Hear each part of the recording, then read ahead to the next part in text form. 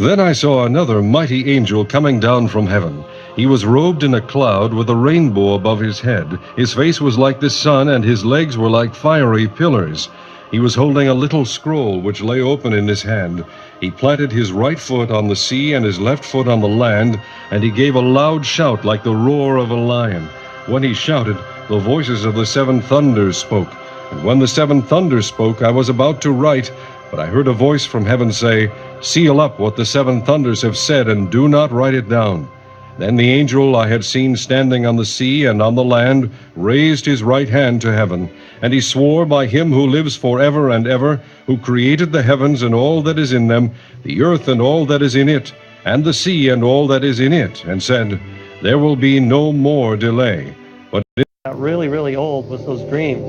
Every night basically, I'd have dreams about being there and certain parts of it, and thunder.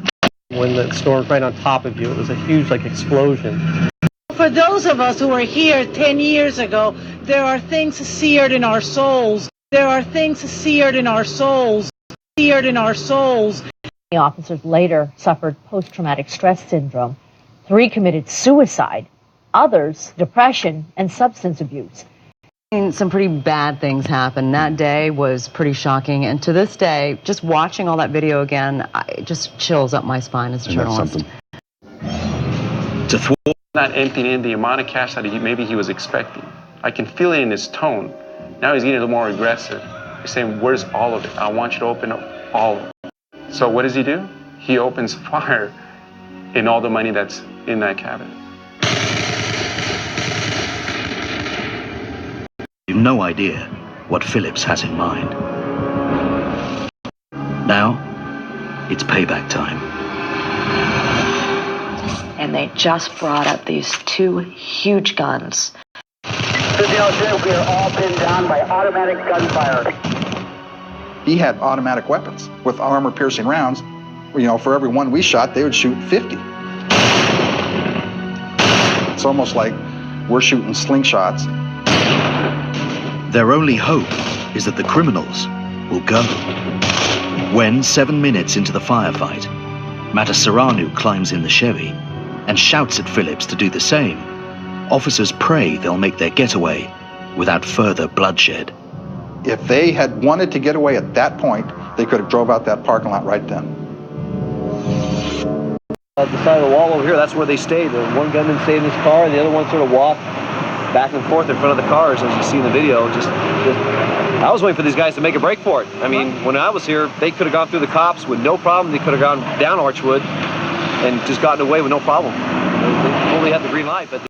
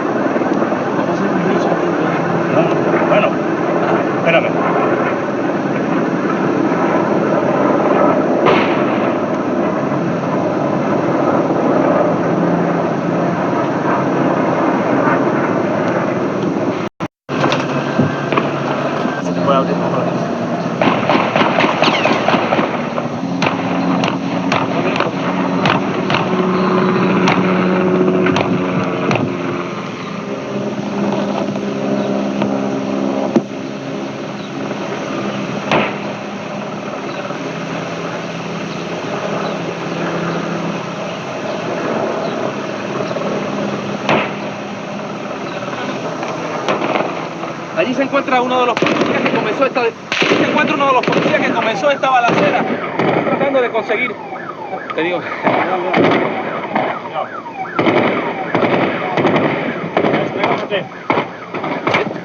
En este momento la policía está intercambiando balas.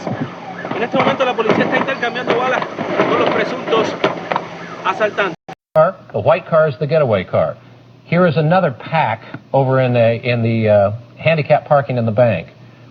Then they point out that one guy just abandoned the money bag, and at that moment they said, like, okay, these guys are just. If they had wanted to get away at that point, they could have drove out that parking lot right then. But Phillips knows he's packing the bigger weapons, and he's not finished yet. LAPD is faced with an unprecedented scenario. Robbers who want to stay and fight. We had never dealt with a situation like that in the history of law enforcement in this country. I mean, this was the first time that they had a shootout of that magnitude. We were looking at each other. He raised that AK-47. When he hears the words "officer down," he makes a big decision. By now, 2 plainclothes detectives have joined Zaborovan and his partner, Stuart Guy, behind the kiosk. As soon as I pumped the shotgun, I broke out in a cold sweat. But he's the only officer on the front line packing a shotgun. It's got the range to take the gunman down, and he's an ace marksman. 9 pieces of buckshot streak across the street and strike Larry Phillips in the upper body. It's a textbook police body shot, and he waits for the gunman to go down. But, concealed under bulky clothes, Phillips is wearing body armor, neck to toe. He's spent weeks painstakingly cutting and stitching bulletproof material. Times stronger than steel, Aramid can withstand the force of the pellets and is flexible enough to absorb the energy.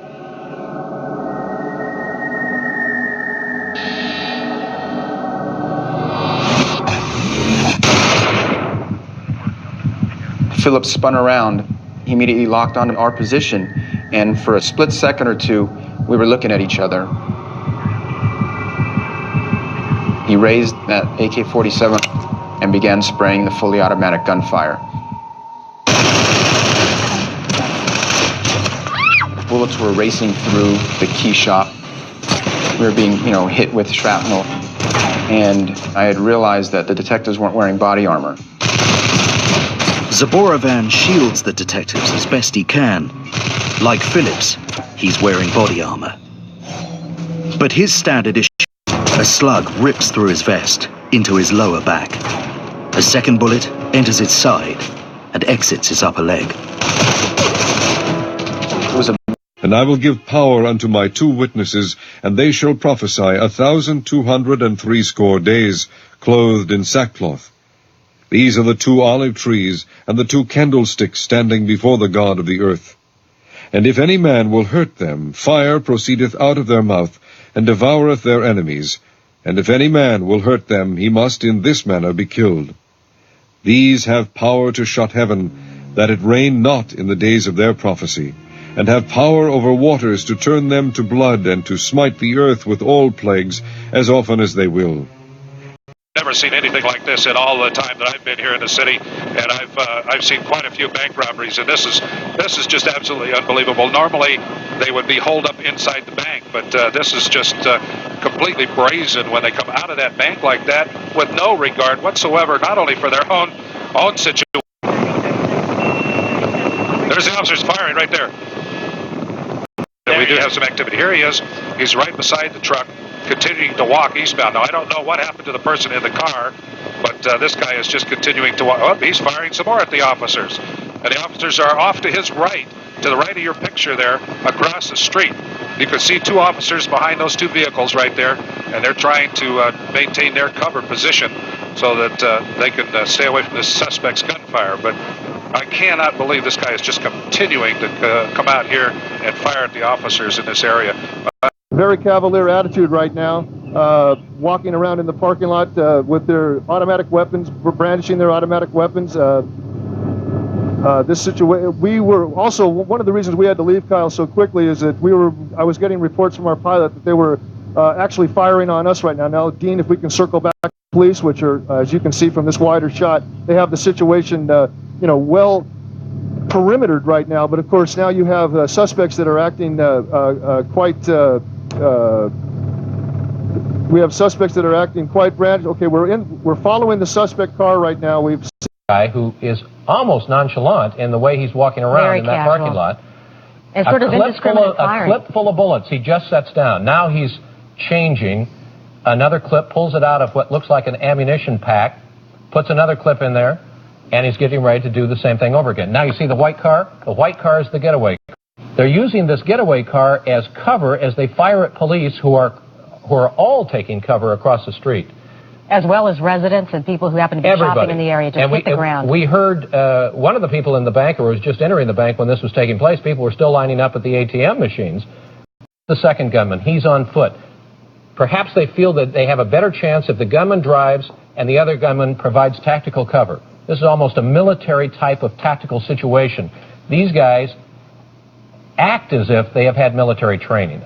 But we aren't sure. We're still trying to locate that car, and until we do, we'll keep searching around this area here and keep an eye out. But right now, apparently he's moved over to a street called Archwood, and I'm not sure. That's just south of Van Owen, and it's just up the street here, just a little bit north of this location.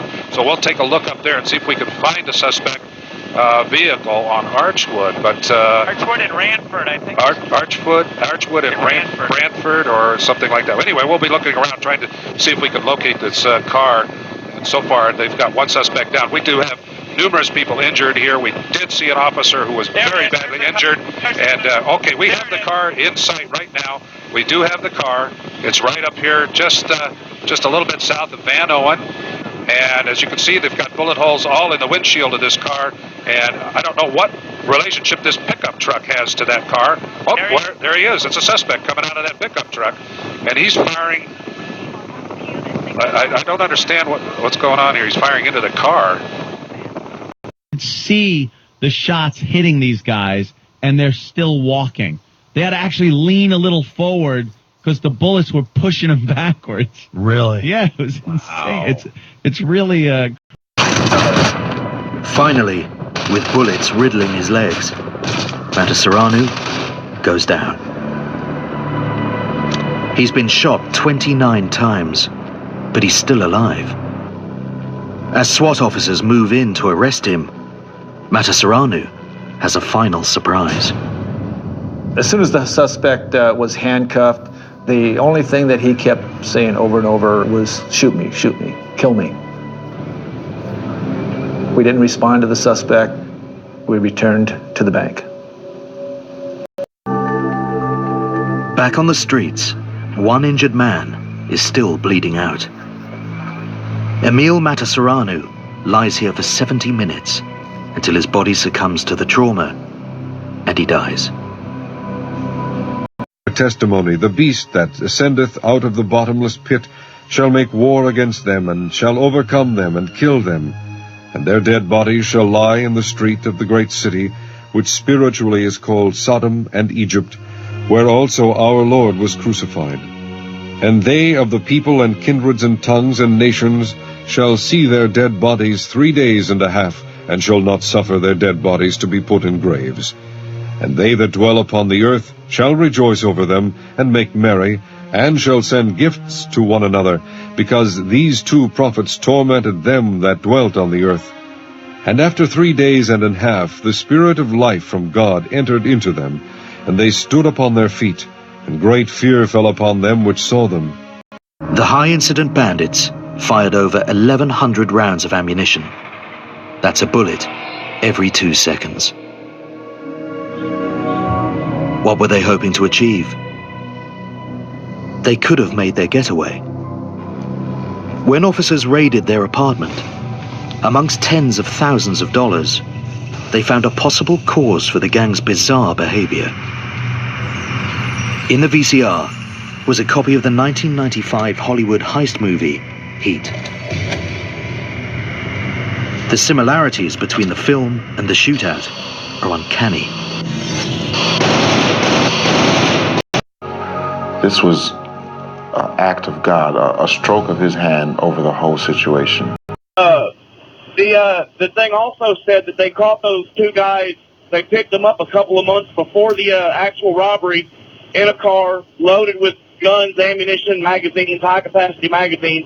Couldn't make any of the charges stick, so they let them go. they proceeded to go home, make their own body armor, sew it together so there was no seams to shoot between, like, police body armor has. Let them go and give them their guns back. Wow. No, yeah, they had AK-47s, thousands of rounds of ammunition, 20 to 30 high-capacity magazines in the trunk of this car, but they couldn't actually make any charge. Yeah. So they had to actually give them all their guns back and let them go. If you watch... Good evening. Good evening, Adam. Real quick, guys. I don't know, Ant, if you noticed, like, they were talking about how these guys were all jacked up on meds, too, so even if they took a round, they wouldn't really feel like the pain, and they wouldn't bleed quickly and stuff, like blood thickeners or whatever it was. They were really clever with this whole thing. They went all out. Yeah, because I know the second guy that died, he was hit first in the ankle or lower leg because he was limping around for a little while as he was shooting. One cop with a vest actually jumped on top of... But Phillips has been listening to police scanners and doing his sums. He's worked out that it will take police about 8 minutes to get to the scene. They set their watches to alert them when their 8-minute time limit is up. The North Hollywood heist has begun.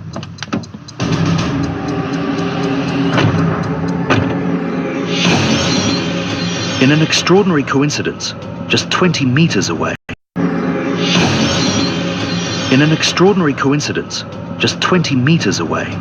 two officers drive past in their patrol car.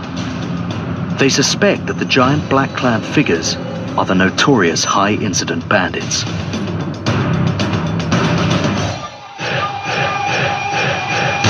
Pull up and report a suspected 211, police code for an armed robbery. This is the actual call they make. 5840, requesting assistance. We have a possible 211 in progress at the perimeter. Something Caparelli applauds. He had trouble sleeping, coping, and suffered a stress-related stroke 5 years after the shooting, putting him out of work for a year and back on a desk job.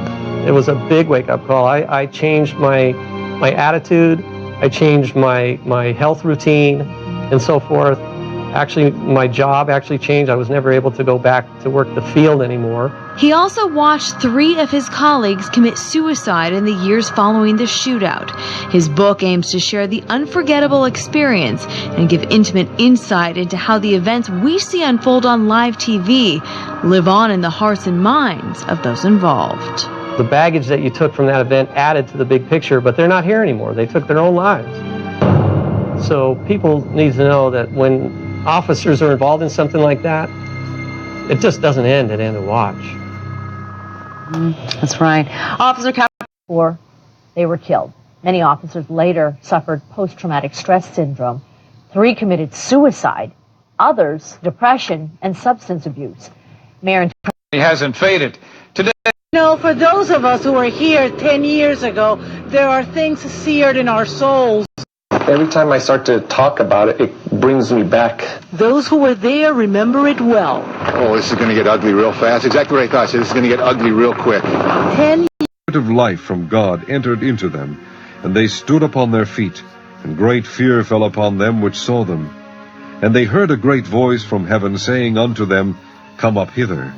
And they ascended up to heaven in a cloud, and their enemies beheld them. And the same hour was there a great earthquake, and the 10th part of the city fell. And in the earthquake were slain of men 7,000, and the remnant were affrighted, and gave glory to the God of heaven. So we got monitors knocked off Okay. right in the newsroom. 4:30. There's no surprise. For any folks this morning, we've been hit with a major earthquake. Right now we're trying to base fires there as you pull out. Yes, I do. We were watching we could see just lights flashing as if lightning was hitting the valley, and those were, of course, the transformers blowing up. After I heard a roar. Yes, I do. We were watching we could see just lights flashing as if lightning was hitting the valley, and those were, of course, the transformers blowing up. After I heard a roar, the building began to shake. Great city, which spiritually is called Sodom and Egypt, where also our Lord was crucified. And they ascended up to heaven in a cloud, and their enemies beheld them. And the same hour was there a great earthquake, and the 10th part of the city fell. And in the earthquake were slain of men 7,000, and the remnant were affrighted, and gave glory to the God of heaven. The second woe is past, and behold, the third woe cometh quickly. Chapter 11. And there was given me a reed like unto a rod,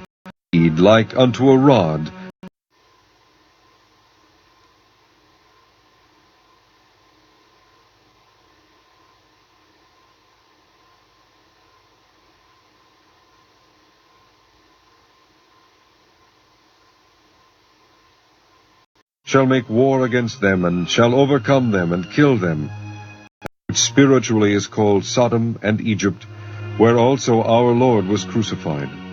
There are things seared in our souls.